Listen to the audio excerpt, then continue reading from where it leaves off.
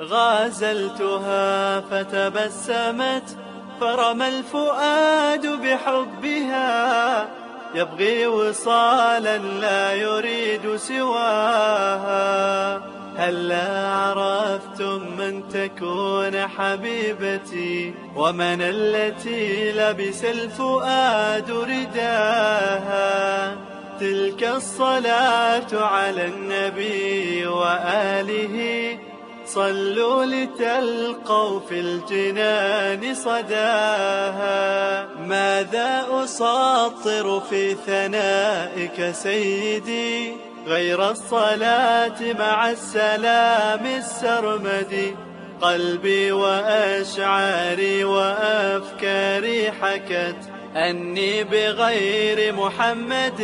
لن أقتدي. الشوق حركني بغير تردد والشعر أبحر في غرام محمد. فإذا مدحت محمدا بقصيدتي فلقد مدحت قصيدتي بمحمد. شرف اللسان بذكر أحمد سيدي فبذكره نكفى الهموم ونهتدي. وحبيبنا أوصى فهيا رددوا يا رب صل على الحبيب محمد.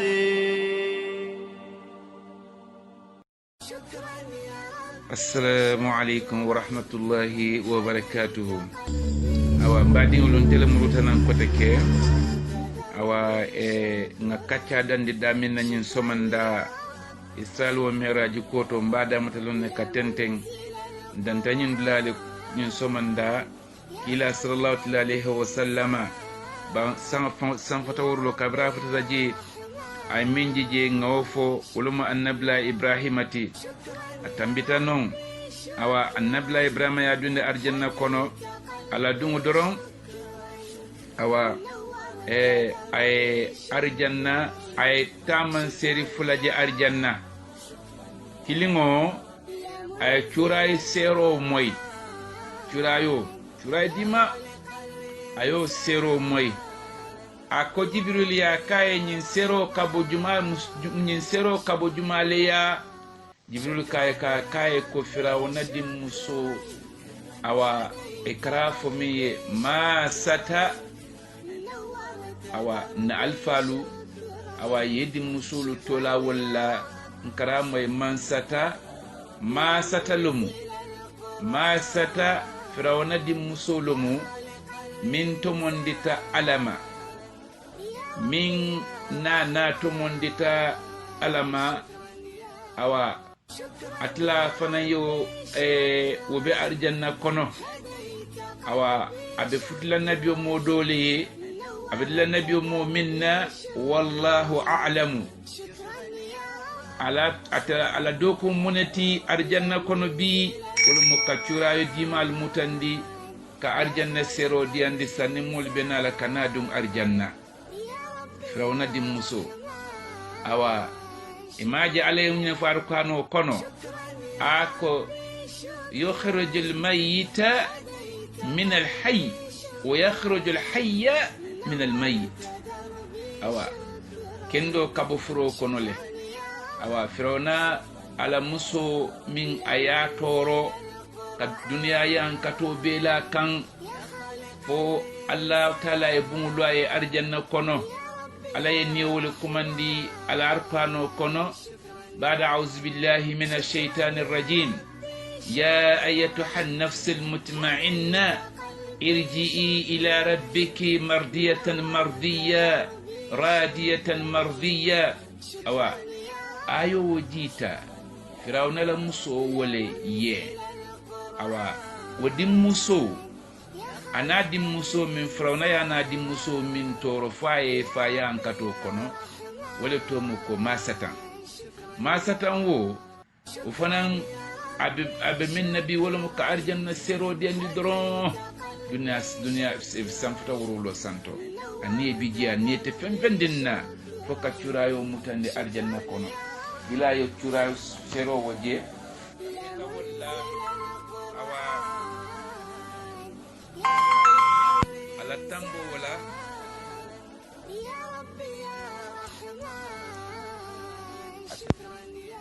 ala tambo wala aye muso fondinke muso doje aye nyinin karo ke ay jibril nyinin ayo nyinin ka fonni muso fanga nyinin ka kay jumalo miteti ite mu jumale tati katila ko njakali jang akaye ko ntemu zedule tati ibn haris zedu wo awa zedu to fulalomu zedu nyine ka arkano safe kila no ma sallallahu ta'ala alayhi wa sallama awa khadija le ya san suqul uqad lundo awa makka lumo min kakije awa dindin sannon ne sumulye awa dindin sunya nana fa koto inata yawa fi nabiyo mo madafin beto fismanteo awa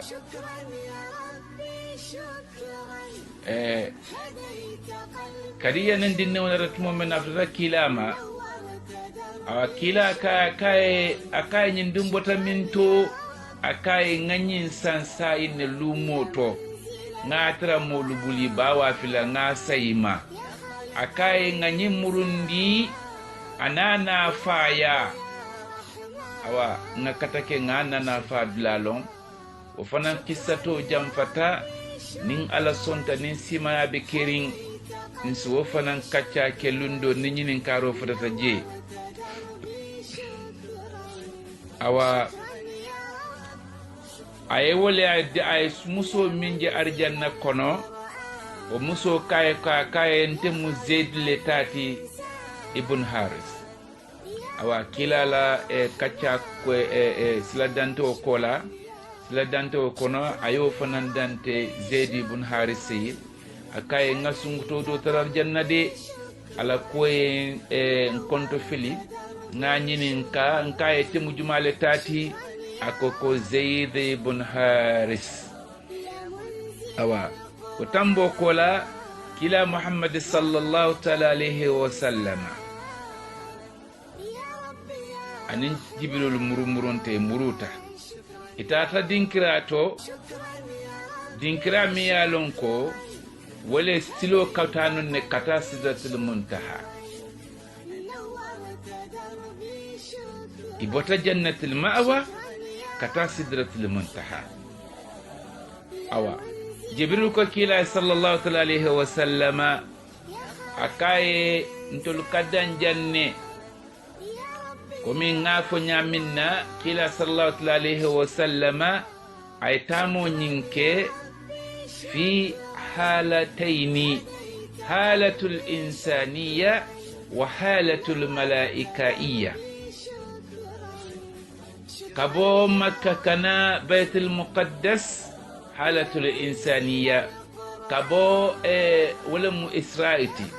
mi'raju silayo ke fi halatu al malaikaiya anim ay furolu je ay anim furolu salta akatela al mamoti anim malaikolu diamuta awa aseleta nin jibiru le silo tay seleta foy furata samfata worulo to ila futo samfata worulo nyento silen ay fengo ja minje ay jibiru nyinin ka fengo la pempenje jibiru ya jabe bela ko min ngasifa nyaminna aliye awa ifurata da minna silen akilin be bola jan ka tenten ala tamola jibril ka ente ka danjanne ako ntero ntamanyo bali telefona mutamanyo tamanyo ti mi ya lon ko akata monyo jamfa yembondi nabun kono makka gaza kana kambondundi baitul kaaba kono mbota kaaba yennati baitul muqaddasi jang baitul muqaddasi mbota no yembondi non ntol makkankolu ntol katili tannani le tamo ke kabo makka kana baitul muqaddas yembondi non murunya no obenja karlim folo awa ntutano ko fo nga sele santo nga sanga bunda yele tanya ni frata fo jan sileng sam fata wurulo ngo betu duma mbe bla min to jan saye konkilinga tenten ndebe tenten na nyaadile jibril ka kayentul ka danjanne nin tambita janna dron ntero mbe jandale noro mbe santo woto kunnanto to awa kila muhammad sallallahu ta'ala alayhi wa sallama akilinne be tambila silin bari malaika fanal be non mini ya lon ko ibe sujudo kono imam wala sujudo kono malaika libije milbe sirin wuluman si wuluman bo sioto kata sujudo ke malaika libije milbe rukundin wuluman hataji kata sujudo kono folo surtout si malaika ko tan dibije milbe lorin wulumay mire sujudo rukmola sako sujudo nyimbe be lori be alal yamaro batundin walakin nyin somanda nga hadiso min nati ala kon da muto nin laban jinno da muto na laban nin be kafta nyoma nketa liman ya hadmadin kilin sondo mo kono ko ngate ala batu wote fen kafla la man siyama nin be fanan kafta awa al aqs sahih mbe kata ke hadmadin tinyarla bakilin sonde mo kono ko ngate ala kuta a wote fen din golati la man sayala ninga batu ata kaflama ninga kuta fanan ata kaflama malaikul bijel milba ala batu ring milyalon ko ita ala sosola ibe ala batu kanne kudai walla hadado siyata adama dingluti wolbe positiono minto nto lanin salo nka wolle niking na arkawo arkanto insi lo lal niking nga rukun na lal niking nga silalu niking nga sujud lalu niking walakin nto ladino ni nyonte anin dina mamuliya malaikul be positiono minto milbe sutari alala ni tambita walla fu ala ibuka moje santo ni tambita malaiko walla malaika ko tanti je fu Allah taala dro wal be positiono minto dol karawle niki na farla sallu min kono sujud julus ruku wal qiyam ni lefana mun fenna ni fenna no nyinu ni lefana musalo farla na nuluti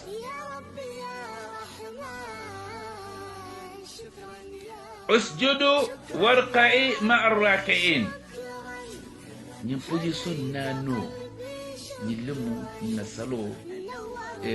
qa'ib qawaidi farla salo akaida nano munyillati takbiratul ihram kili wala bi folofolote takbiratul ihram awa nas wal be position no minto awa mantra fikiya kono insha Allah nin karo furu non fana nsidu mo fana detayo di insha Allah bar malaiko ni be position nano minto na salo nka wolle nikin na farla sallulo kono awa suta nin tili kila tambita walla tumo minna atata awa akilin awa sai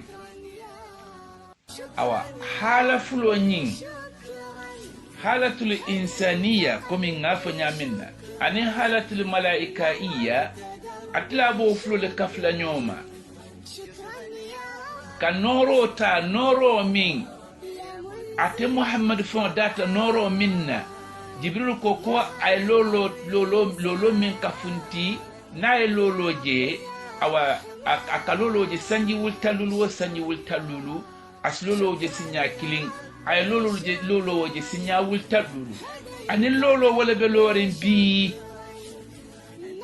ونور اللي بنالك كفكلا ما صلى الله تعالى عليه وسلم حالة الملائكية حالة الإنسانية نورو بنال سلين ككيلا تا كتا على بيت كتا فرلا سنجو كملا سفيا كملا على يسلا فد فرلا salwati tallulla ajita ha aftata musa ma musa kaye muru imantol te farla sal tallulo nyin kenola tilo kono ay tanin sayo kitanne kumala sutiya kammala awa ɓeeri wo budlaɓe londinne kumala sutiya kammala awa han farla sallulo labanta awa farla tallulo labanta luluma awa musa ko kila sallallahu taala alayhi wa sallam kay muru kota kede ya foyda mansoya do bala imantol to nyinnola kila ko musa e wonota kay ko ya musa aka nyimbe mallale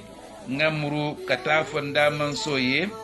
ila rabbi kay do bonni farla sallulo nyinna ube marlale awa alayo kumo moy kilala sallallahu alayhi wa sallama ate mansole ko kamo nyin ayafo soro alkano kuno daminna alabandula ko innahu huwa samiu basiru akatle moy lati atlem dir lati kilani musala conversation kono awa alatlo bela nyabela awa kilala fo kwanyim ba mallale kamuru katafa da manso dobola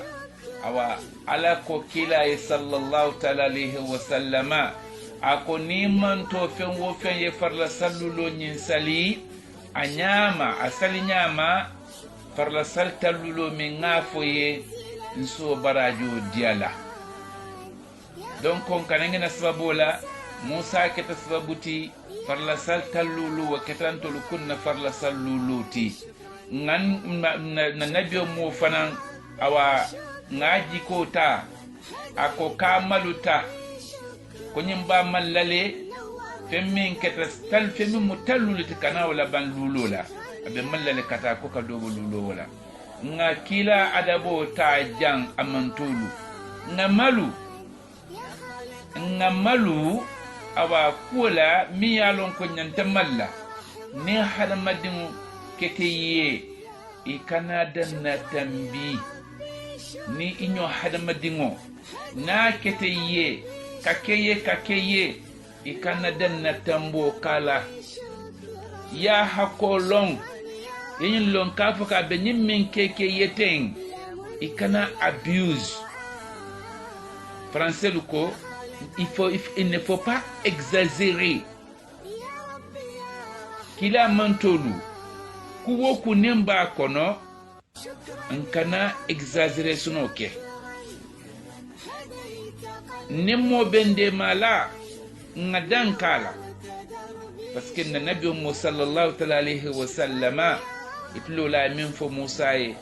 ako Musa mbe mallale ngamuru kafon da mansoye femin mutalluliti wa katalluliti kaya dobo lulo fananna awa kabrin kila yo fo alana tana fo kila sallallahu alayhi wa sallama akaya ni manto le farla sallulo nyinke awa nsake ye awa farla saltanti talluluti awa kila sallallahu alayhi wa sallama anin farla sallulo nyine jita awa min keta slafando ti kabada mansoya awa amuruta awa amuruta kana ka jibirul tara awa ako jibril anen jibril muruta ila tamo kono awa fo aftata baitul muqaddasi awa baitul muqaddas kilin kotake ye albraku taraje riwayato do ko koynin albraku le tata fo santo bari riwayato membe saharin wolom nyinti albrake kila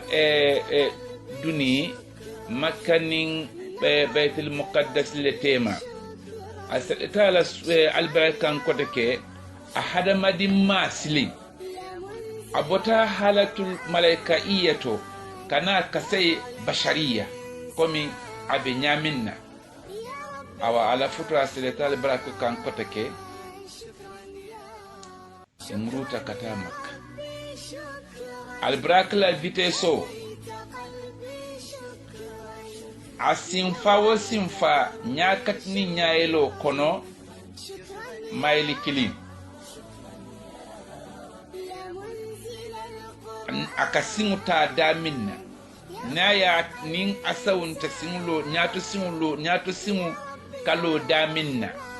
nin koma siŋu sina taraja kay sawun kota kayta ña mayli kilin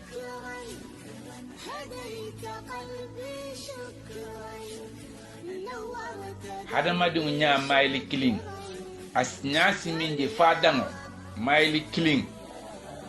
ña danta ko ŋajero ka danjanne albira ko simfa kilin no mota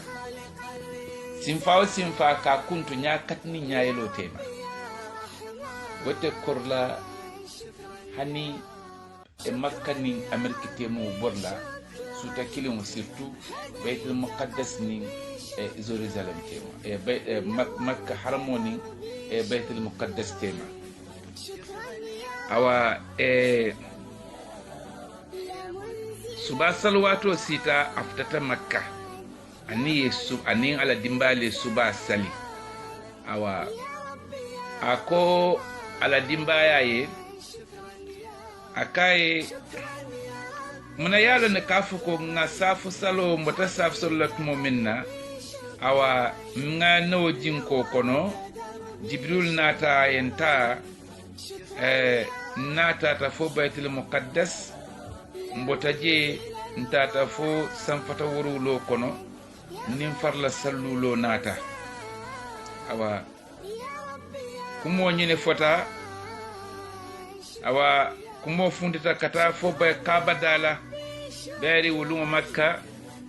makkan kulu somanda duben kilin min be bulube kana ke sidla mota duben min koto anila kacha dula wala mu kaba kototi isinaje yesuba fonyo mutaje som wali ha fonyo isa mutaje komi awa molu kasi banta batu nyamin na somanda awa ibole kono kumonyi futata akita makamati makabe ben abubakar tero awa muhammad biya ko katita telefo santo akabota jambi kata baitul muqaddas akabota na abota makka bi kata baitul muqaddas kamuruna bayri santo ila londi manfuta non ita so no la non awa bari kensa so no awa makka nin jerusalem temo yo hakko jamfo lonne awa ibebe blole dala bari dine kakacha ako kate bota kunun suto ay safo sali makka jang ata baitul muqaddas ani mala ay nabi mo salindi non awa wakola kata da bla kote mo wole duta itata setna abakar tara ikayalo ne tero kamin fo bi fanan kate bota janne kata jerusalem kata baitul muqaddas ngata yeta nyinin ka afdano nyadile tili tanna ni tamolo moti nato kate bota jannin suto kata no ngata yeta nyinin ka baye tere ka tonya ni ko be kono bari sila ite nyin ngamere ba fanan la nyin kono akoyo ko momin ko ne ko wahayo jita e santo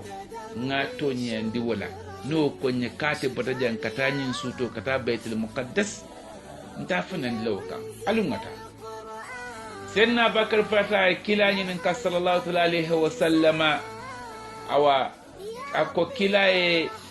marhaban ila sutata mo kita nyaadi le ngamoy ko bi tata salta baitul muqaddas le kona kai ha senna abakar ko ka to nyaalo uli yakumandi kai siddiq anin fana riwayato kono awa kila sallallahu alaihi wa sallama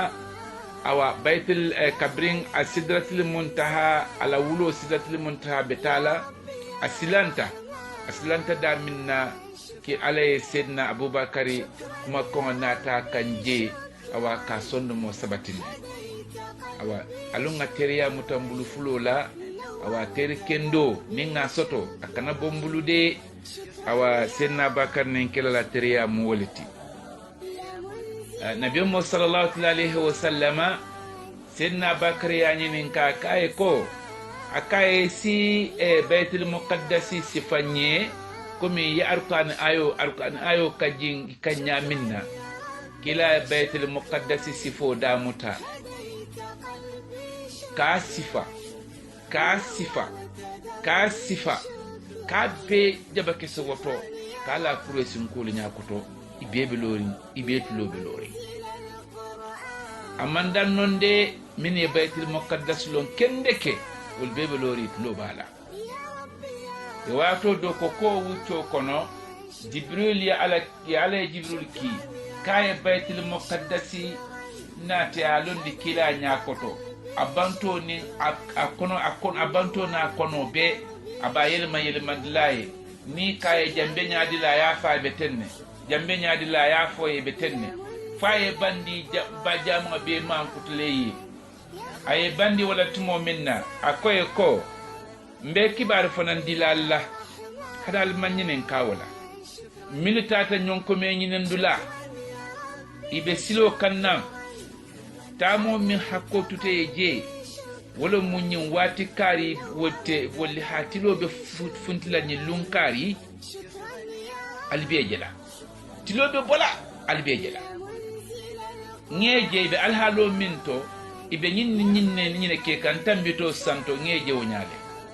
ila manta tamo nyin nasibola de anyala male yaje anyala male tamo nyike awa o fanan sahato nya kuma la sutiya kammala ulun sita makka be bota kuresi be bota iko be kilale fani andila doli be lori awa jamabe bola dami ma fangala nyonko me nal be bola dami ma fangala wuliye wul nyabe tilindin no doli be lori tilo ka bo dami ma fangala wul nyabe tilindin no tili bola tili jubelal ko dro ko tilo fele ñon ko mi jubila fanal ko kawafilo felandi bakanna mo jamaatu bi to lunde be ko la ilaha illallah mu'min ko la ilaha illallah muhammadar rasulullah wala halungo asiyata awa ñine mu isral wal mi'rajiti ma be fo nga summarize le nga resume le nga talkhis le ñin kamala wato la siya wato la doya mbulu anin isal miraju kumo la siya manta be fono la nte kacha be keno la be kan awa mbedan na jambi ntoma yimi nyininka mimu salimuti awa Sheikh Mukhtar Dingo awa koto ta sankungo Muhammad Taslimiyu sankungo Dingo awa mbaba keba dinke olomu tasan kumoti mimmu karamba kay dinke foloti Ibrahim ay min tola Khalil Rahmanullah awa karamba kay dingolomu woti awa karamba kay jumala dimmoti karam kutubu din Abdul Qadir Jailani toma wala dimmu woti awa yenyinin karo minke jabo min sodata ka dila awa wolum nyinti alamunni sola alamunni kisla alamunni tankala alamunni hakilo yire wala londo kono alamunni sola londo la londo be munafanna awa yinin karo minke nyinin karo nyiye hanente mi ya jabi ay munafan jamal dinna berin kilin katara yinkila awa ma nimmo buka kacca awa ay munafan jama dinte fangala awa mo jama fanan ye munafan jama sota kono alamunni barajila nyinin karola alamunni barajila kilana alo be hormoto awa ini badin be kafo nyoma awa ni bradin fongo fe wo fen mi nyinin kari ke ba mimma nyinin kari ke bang alamun be barajila alamu be barajila awa nyinin karo lobe minna nata kero la fana alamu mare nyinin karo londo alama dila bela ɓeɗe ñinin karo fonamo londileti de ñinin karo buka keke lala ten fo hakkilole soto hakkilo ɓe ñinin karo kafla ñooma nin ñinin karo si funti wo hakkilo ñinin karo hakkilo ala kana e ndiŋol nin mamariŋolu fo wo hakkilo la nin dokolu kilanalo be hormoto bilum barakoto awa ñinin jaabiro min ɓe mbulu kadi isal wo miraji awa wolo. Assalamu alaikum wa rahmatullahi wa barakatuhu. Awa mbadiŋolun tele murutanan kote ke